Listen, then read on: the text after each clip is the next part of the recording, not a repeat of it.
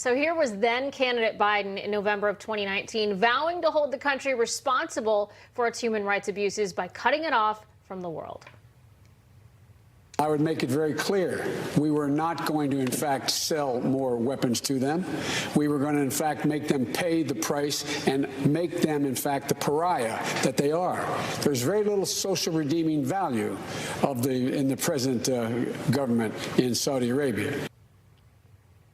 Yet here was what Biden wrote in an op-ed just 2 days ago. Quote, "From the start, my aim was to reorient but not rupture relations with a country that's been a strategic partner for 80 years. Oh, well, that's not what you said 3 years ago, Joe.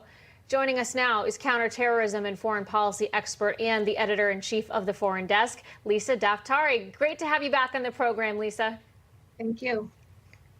So, you know, Biden and his team, they've said that the focus of this trip is the summit of Arab nations. But National Security Advisor Jake Sullivan, he basically admitted it was a quest to beg for more oil. Listen to this. He intends to use every tool in his toolbox to try to create adequate global energy supplies and to bring the price of gas down for American working families at the pump. Ah, got it. So considering Biden's relationship with the Saudis thus far, do you really see anything getting done here? No. So the items on the agenda for Saudi Arabia would be two things, right? Potentially to ask for more oil. And this way you punish Russia by driving up the costs, driving down the costs rather. And secondly, calling them out for human rights abuses. And to both of those, Saudi Arabia is going to laugh and say, I'd rather not. Both the Saudis and Biden, they have refused each other's phone calls up to now. It's been a very frosty relationship. But look, if you were Joe Biden, you'd look at the situation here in the United States, and you look at inflation, and you look at the cost of gasoline, and you look at all the failures that we have here at home and say, well, you know where things are going actually pretty well? The Middle East. Ironically, the Middle East. So why don't I ride that momentum? Why don't I go there and try to get ahead of all the progress that's being made there? And guess what? That progress is being made before he got there, before he came into office, and that progress is going to be made without him going to the Middle East. I got to tell you, Lisa, I feel like Saudi Arabia is just laughing at the United States for us being in such a weakened position from an energy independent standpoint. But before the trip to Saudi Arabia, President Biden, he's going to be going to Israel and the occupied West Bank. He's set to meet with the caretaker prime minister on Israel's growing ties with Arab countries and a possible Arab-Israeli military partnership. I feel most of this was really possibly thanks to President Trump. As we know, President Trump had a very strong relationship with the Israeli government and really kept to his promises on all the issues pertaining to Israel. How do you think this is going to work for Biden? Do you think he's going to get a frosty reception when he goes to Israel? This is all very anticlimactic. As you said, you know, if you read the op-ed that Biden wrote, he claims that, you know, the Middle East is so much better the last 18 months, you know, rather than the Middle East that he inherited. And that's just a bunch of lies, right? You know, Iran's marching forward with its nuclear program, and Afghanistan is run by the Taliban, and ISIS is on the march again. And he gave $500 million to the Palestinians, where Hamas and Hezbollah are attacking Israel daily.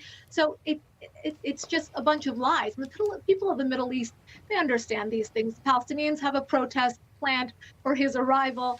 The Israelis are saying, listen, you got to stop the Iran deal or else. And Biden and his administration have not been willing to call it quits at the negotiation table. Same with the Saudis. That's where Israel and the Saudis have come together. They have an interest-aligned relationship to stop the Iranians and their growing influence in the region. And they don't want this Iran nuclear deal. So unless President Biden is willing to say, I'm going to be on the same page with you guys, they're going to march forward without him. And this trip is just going to be a complete disaster and very humiliating, for the White House. Well, Lisa, you know, what also might be humiliating for the White House is, you know, the goals of this trip. You know, they're lofty, I think, for any president. But Biden, of course, is the oldest president in history, which brings, you know, its own unique set of challenges. And the New York Times, they published a piece over the weekend writing that at 79, Biden is testing the boundaries of age and the presidency.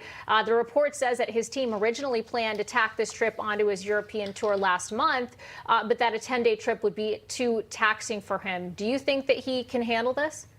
No, he probably cannot. But you know what? Again, they're going for the optics. This is rock bottom for the Biden White House. And why not go there and claim to all these superlatives, right? So in his op-ed, he even says, "I'll be the first president to take a flight from Israel to Saudi Arabia." And why is that? As Mercedes said, it's because of the Abraham Accords that President Trump was able to negotiate between.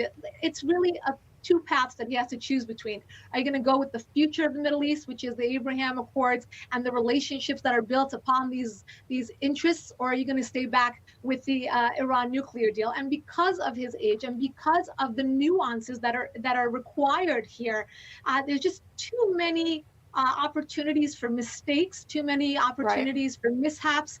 And of course, it's a very taxing trip. If you've traveled to that part of the world, it's hot, it's exhausting. And, it's going to be a tough trip for him. Yeah. Well, Lisa Daftari, thank you so much for your expertise tonight. My pleasure. Thank you.